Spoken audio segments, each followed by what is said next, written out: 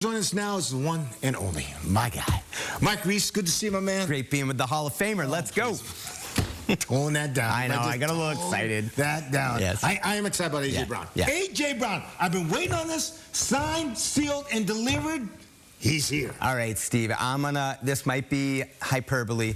Best week of the offseason for the Patriots. That's what I would say. Last week they needed a bump, I think, after everything that they've been through this offseason. It was like the highest of high during the season to get to the Super Bowl, right? No one saw it coming.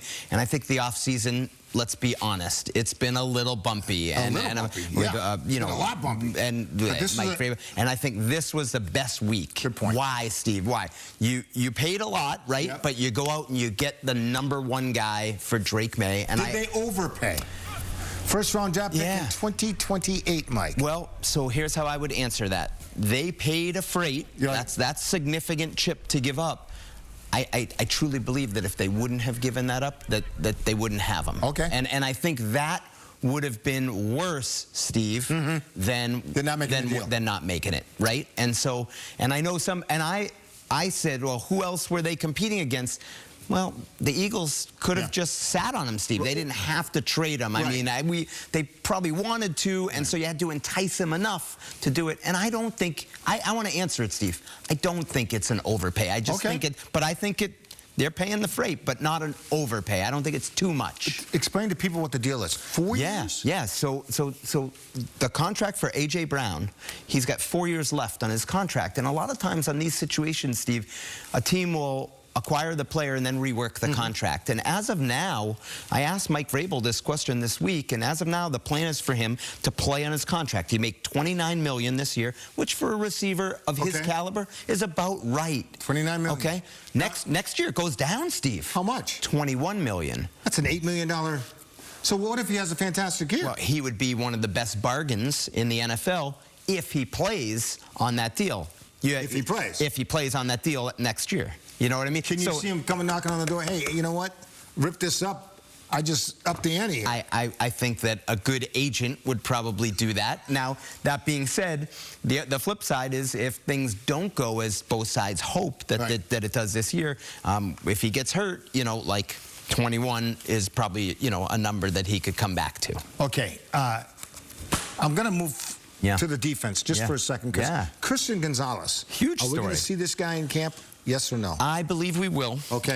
And he had a charity basketball game down in Texas over the weekend. A.J. Brown was there, coming together. So it gives you a feel for how, he has not cut off, contact with. He was at Drake Maye's game the last weekend. So I think he'll be here, Steve, for a couple reasons. One, there's significant fines if you're under contract and don't show up for a mandatory minicamp. The only caveat is that Mike Vrabel moved this mandatory minicamp up to this week, sort of at the last minute, so I guess there's a loophole. That was a FIFA thing, right?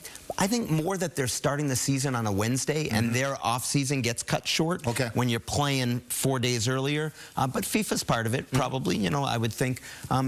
So I believe we'll see Kayshon Gonzalez, and then I don't know how much he'll do. And Steve, I'll tell you why he shouldn't do something. I mean, he could get hurt and put a potential contract that he's negotiating with the team at risk. If you were his agent, what would you tell him to do? Well, he's under contract. Yeah, so show up. So you got to show up. But put bubble wrap around him, right? Don't want him to get hurt, Steve, right? No, you're right. You're absolutely correct. Yeah. All right, so Kayshon Gonzalez in camp. Yes. You know one guy that's going to be in camp now, Kayshon Boutte, because he said he's going to be there. That's right. That's a good thing. That's a good thing, But there's been a lot of rumors swirling this guy. There is, and there's more to report on this. And great job by BZ here to go hustle down and get Kayshon Boutte to say that he's going to be here.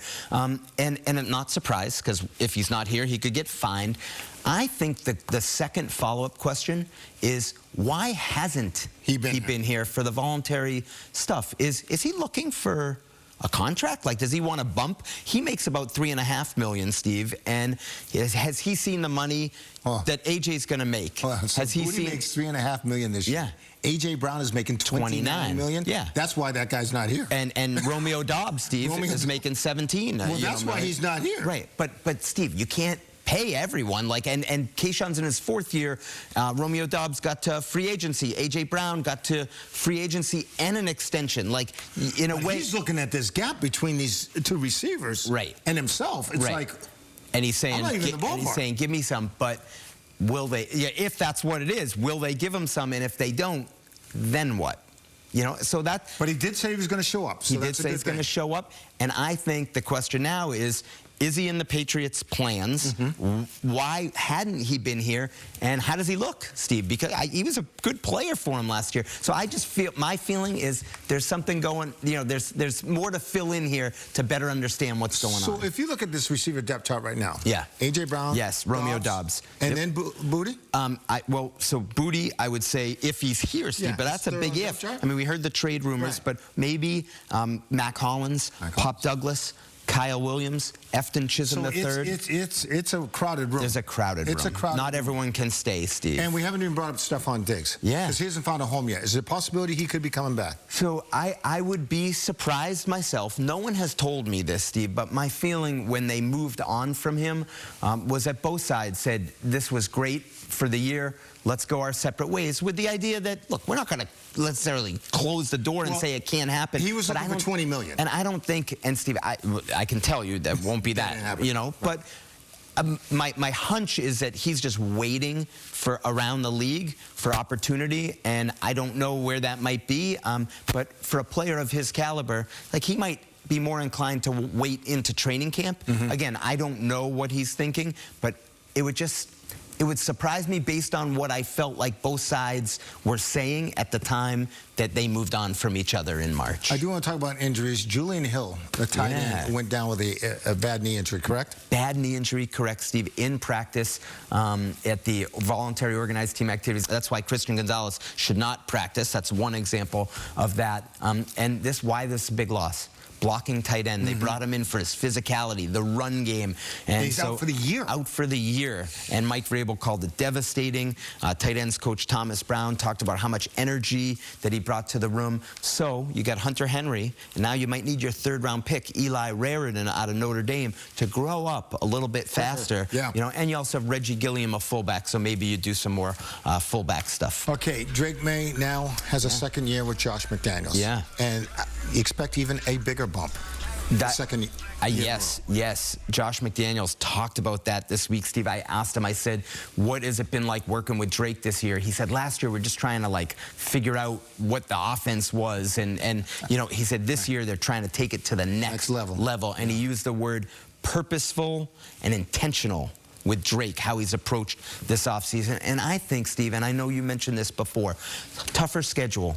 People think the Patriots are going to regress, right? Yeah. So they're going to win fewer games than last year. I think most people agree with that. It can be hard to win 14, but they might be a better team. Why?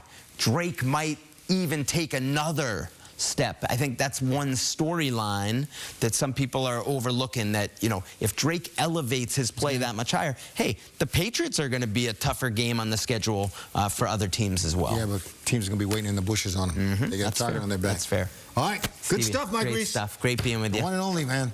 Guy just gets it done.